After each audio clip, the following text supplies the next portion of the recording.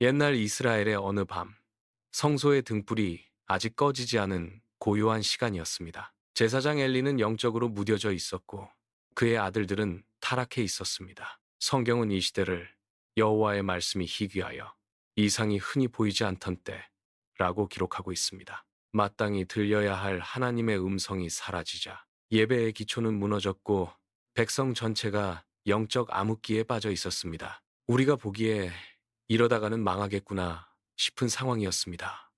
그런데 이 망할 것 같은 시대에 하나님께서 말씀을 가지고 단절된 관계를 회복하시기 위해 찾아오셨습니다. 그 밤의 정적을 깨고 한 목소리가 들려옵니다. 사무엘아, 사무엘아. 아직 하나님의 목소리를 한 번도 들어본 적 없던 사무엘은 그 소리가 엘리 제사장이 부르는 것인 줄 알고 달려갔습니다. 저 여기 있어요. 부르셨어요? 엘리가 대답했습니다. 아니, 안 불렀다. 가서 자거라. 이 일이 3번 반복되고 3번째 사무엘이 달려왔을 때야 엘리는 알아차렸습니다. 하나님이 내가 아니라 이 아이를 찾으시는구나. 엘리는 사무엘에게 알려줍니다. 다시 목소리가 들리거든 여호와여 말씀하옵소서 주의 종이 듣겠나이다. 이렇게 대답해라. 다시 들려온 음성 앞에 사무엘이 대답했을 때 하나님은 어린아이가 감당하기엔 너무나 무거운 엘리 가문을 향한 심판을 말씀하셨습니다. 사무엘아, 엘리의 집은 이제 제물로도 예물로도 그 죄를 씻을 수 없을 것이다. 그가 아들들의 악행을 알고도 막지 않았기 때문이다. 다음 날 아침, 사무엘은 이 무서운 이야기를 어떻게 엘리에게 전할지 두려웠습니다. 하지만 엘리는 하나님께서 하신 말씀을 한마디도 숨기지 말고 전해주기를 원했습니다. 엘리는 고개를 떨구며 말했습니다. 그분은 여호와이시니 선하신 뜻대로 하실 것이다. 혹시 지금 여러분의 삶도 영적 암흑기처럼 막막하신가요? 유튜브만 켜면 설교가 쏟아지는 말씀의 홍수 시대에 살고 있는데 정작 하나님의 음성이 들리지 않아 답답하신가요? 성경 역사상 가장 위대한 왕 다윗. 하지만 그에게도 영적 암흑기가 있었습니다. 잠시 사무엘하 11장에 다윗이 우리아의 아내 바세바를 범한 사건으로 들어가 보겠습니다. 다윗은 간음죄를 저지르고도 그것이 죄라고 생각하지 않았습니다. 오히려 자신의 부정을 덮기에 급급했죠.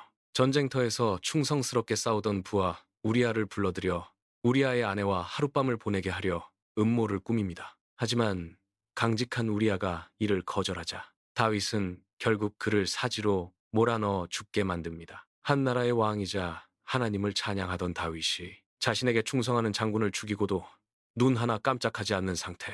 이것이 바로 영적 암흑기의 무서움입니다. 하나님의 개입이 없었다면 다윗은 그 깊은 늪에서 헤어나오지 못했을 것입니다. 어느 날 하나님이 보낸 나단 선지자가 다윗을 찾아와 한 이야기를 들려줍니다. 왕이시여, 한 성읍에 부자와 가난한 사람이 있었습니다. 부자는 양과 염소가 셀 수 없이 많았고 가난한 이는 자식처럼 아끼는 어린 암양 한 마리가 전부였습니다. 그런데 부자에게 손님이 오자 부자는 제 양을 잡기 아까워 가난한 사람의 하나뿐인 양을 빼앗아 대접했습니다. 이 이야기를 듣던 다윗은 분노하며 외칩니다. 여호와의 살아계심을 두고 맹세하노니 그 일을 행한 자는 마땅히 죽을 자라. 그때 나단 선지자가 다윗의 눈을 응시하며 단호하게 말합니다.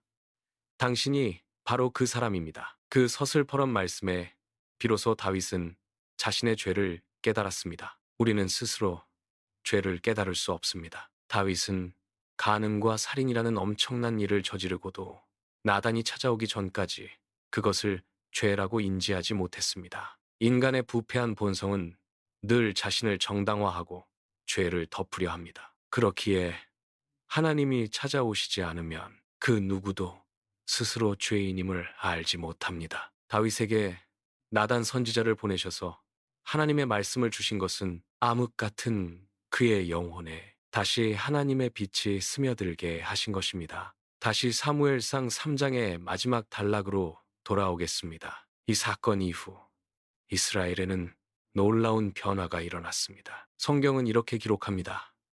사무엘이 자라매 여호와께서 그와 함께 계셔서 그의 말이 하나도 땅에 떨어지지 않게 하시니 하나님이 하시는 말씀인지도 알지 못했던 아이 사무엘을 자라게 하셔서 여호와의 선지자가 되게 하신 것입니다. 온 이스라엘이 사무엘이 여호와의 선지자라는 사실을 알게 되었다고 기록하고 있습니다. 사무엘상은 사사시대에서 왕정시대로 넘어가는 과도기입니다. 시대는 시간이 흘러 저절로 변화되는 것이 아닙니다. 하나님이 정하신 임계점에 도달했을 때 일어나는 사건입니다. 그냥 두면 망할 것 같은 시대를 두고 하나님은 하나님인 내가 알아서 할 테니 너희는 가만히 있어라 라고 하지 않으십니다. 물의 온도가 차올라 임계점에 다다르면 수증기가 되듯 하나님은 한 시대가 저물고 새 시대가 열려야 하는 임계점이 오면 새로운 사람을 찾아오십니다. 말씀을 잃은 임계점에 다다른 엘리는 지나가고 하나님은 사무엘을 찾아오셨습니다. 불순종함의 임계점에 다다른 사울은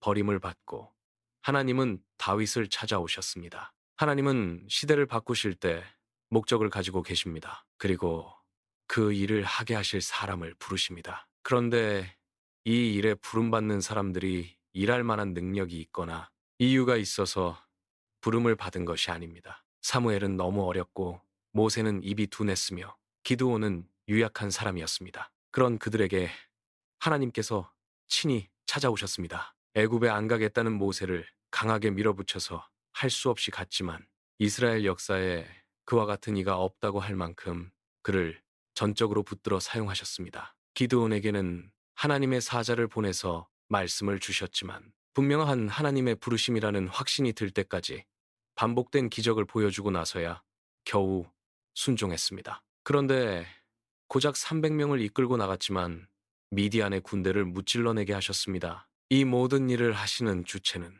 오직 하나님이십니다. 우리는 하나님이 찾아오시지 않으면 그 누구도 하나님을 만날 수 없고 말씀을 주시지 않으면 들을 수 없습니다. 사무엘이 능력이 있어서가 아니라 하나님이 그를 찾아가 말씀을 주셨기에 그는 의미 있는 존재가 되었던 것입니다. 하나님은 지금도 우리를 찾아오고 계십니다. 하나님이 찾아오심에 겸손히 응답할 때 우리의 삶을 통해 하나님의 영광스러운 이야기가 새롭게 시작될 것입니다. 코로나 이후 언제든 유튜브만 켜면 은혜로운 설교를 들을 수 있지만 역설적이게도 우리의 영혼은 더 무감각해져 가고 있습니다.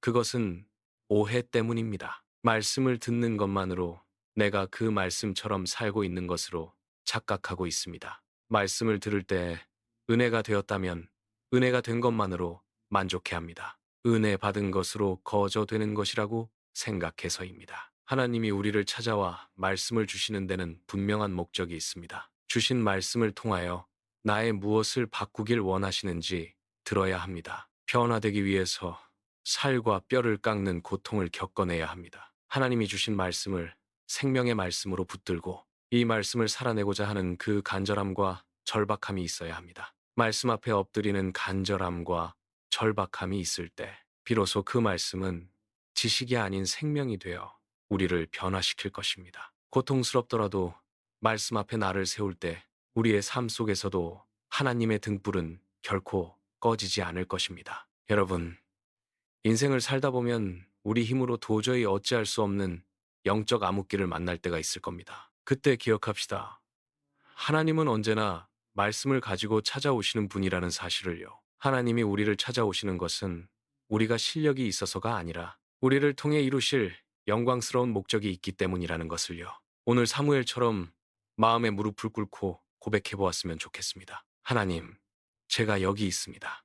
제 생각과 고집을 내려놓으니 저에게 말씀하여 주시옵소서.